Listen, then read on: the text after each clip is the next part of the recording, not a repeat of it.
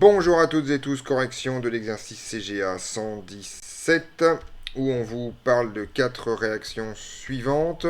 Donc on a voilà, on les a ici, je ne vais pas toutes les détailler. Donc en particulier, c'est les trois premières réactions les deux premières réactions impliquent les ions dihydrogénocarbonate et hydrogénocarbonate, les ions carbonate à la fin. C'est une réaction acide-base. La réaction qui est l'inverse de l'autoprotolyse de l'eau, OH- plus H3O plus donne 2H2O, et une réaction qui implique le carbonate de calcium pour donner les ions calcium et les ions carbonate. Alors, c'est un exercice de combinaison linéaire d'équations bilan. On vous demande de donner la constante de la réaction de CO3 2-, donc ce truc-là, avec H3O+, donnant H2CO3. Donc on veut ça comme produit, et ça comme réactif. Alors bien sûr, CO3 2- intervient aussi dans cette équation-là, mais comme l'énoncé ne parle pas de Ca2+, en fait, on va voir si on peut faire l'économie de cette dernière réaction-là. D'accord, cette réaction ici. On va voir comment ça fonctionne. Alors en fait, il s'avère qu'on veut CO3 2- avec H3O+, qui sont les deux produits de cette réaction-là. Donc en fait, on va tout simplement prendre cette réaction et l'inverser. Ça, c'est la première étape. Donc on va faire celle-là multipliée par -1. Et ensuite, on va la combiner avec l'équation bilan du dessus. Et en éliminant une espèce, l'espèce qu'on va éliminer dans cette histoire, c'est en fait HCO3-, puisque c'est la condition nécessaire pour faire une combinaison linéaire d'équations bilan. Il faut au moins éliminer une espèce qui ne soit pas le solvant. Donc ce qu'on constate en fait, c'est qu'en additionnant ces deux-là, HCO3- disparaît. Comme j'ai multiplié celle-là par -1, je vais multiplier également celle-là par -1. Et je vois en fait que H2CO3 va donc bien se retrouver en tant que produit, ce qui est demandé par l'énoncé. Une fois qu'on a réalisé ça, c'est pas très compliqué. En fait, la réaction, l'équation bilan que l'énoncé vous demande, c'est tout simplement CO3 2- solubilisé à queue plus H3O plus à queue plus 2 H3O plus à queue, puisqu'il y en a un au-dessus. Je n'écris pas le HCO3-, va être équilibré avec tout simplement 2 H2O qui vont s'additionner ici et ici, plus H2CO3 à queue.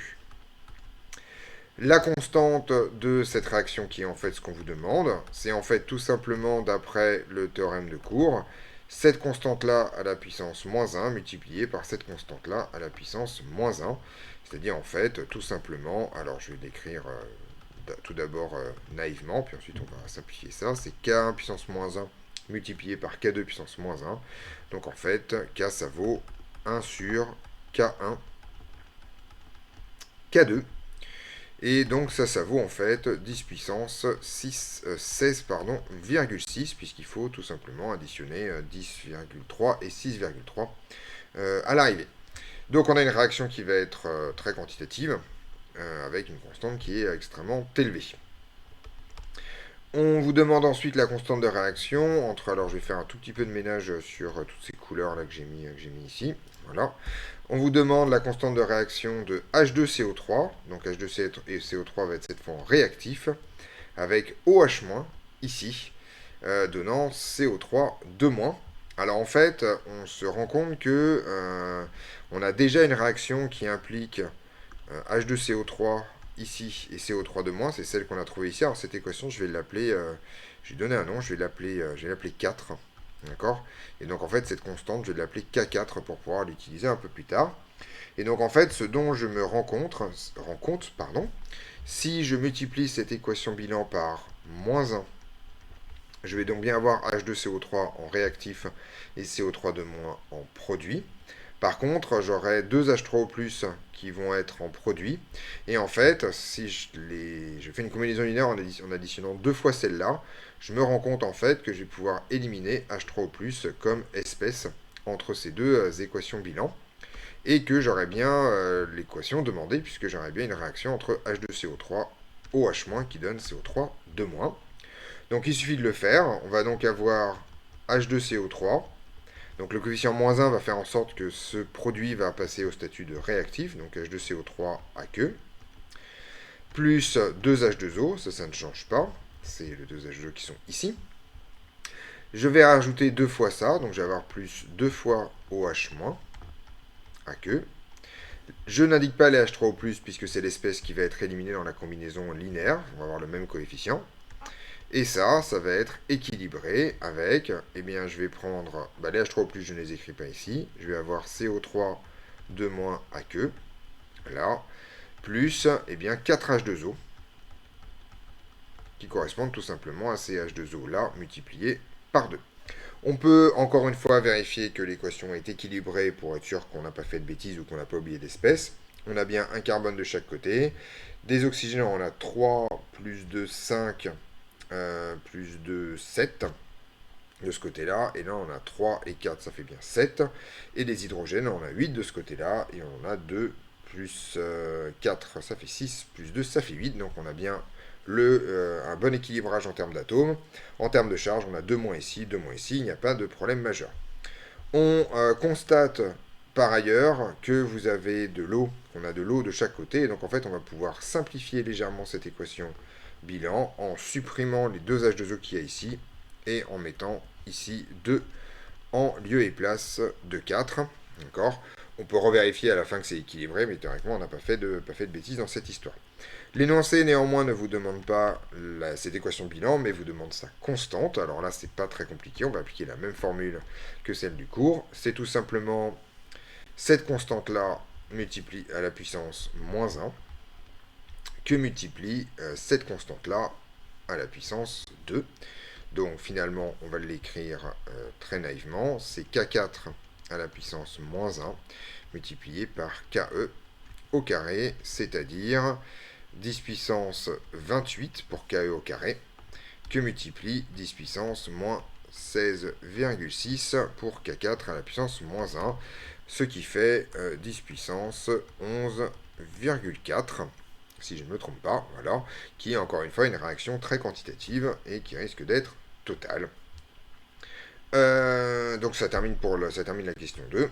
Et la question 3, on vous demande la constante de réaction de CaCO3 avec H3O+, qui donne H2CO3. Alors pareil, je vais faire un tout petit peu le ménage de toutes ces couleurs, histoire qu'on voit un peu ce qu'on fait. Donc pareil, je vais le faire ici, parce que je vais avoir besoin de cette équation probablement.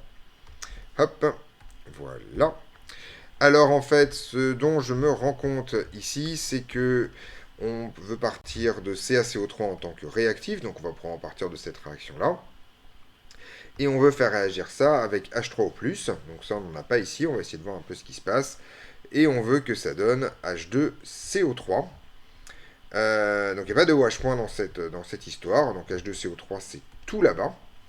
Donc si on veut récolter cette réaction-là, en fait, on va pouvoir utiliser encore une fois la réaction 4, puisqu'on voit qu'on a du CO3 2- ici, du H2CO3 là, du H3O+, donc ça a l'air plutôt correct. On va donc pouvoir en fait faire une combinaison linéaire qui cette fois vont éliminer cette espèce-là, CO3 2- entre ces deux équations-là. Et en fait, on se rend compte qu'il suffit simplement de faire la somme des deux, c'est-à-dire que si je fais ça plus ça, eh bien, les CO3 vont dégager.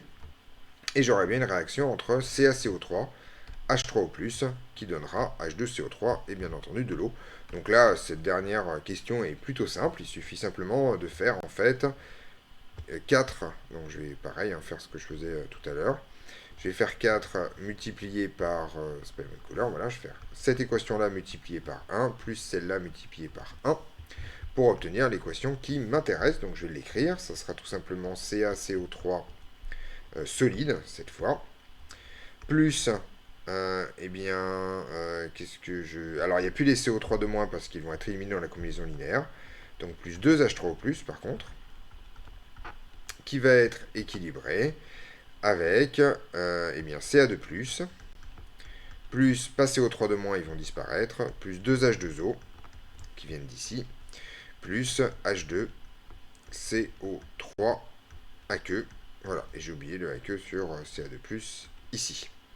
La constante de cette réaction, à la fin, ça va être tout simplement, en reprenant les mêmes codes que tout à l'heure, cette réaction-là à la puissance 1, multipliée par cette constante-là à la puissance 1, donc c'est-à-dire tout simplement K4, que multiplie K3, Et ça va donner 10 puissance 11,6, c'est-à-dire 10 puissance 16,6 fois 10 puissance moins 5, qui est encore une fois une réaction extrêmement forte, enfin extrêmement totale.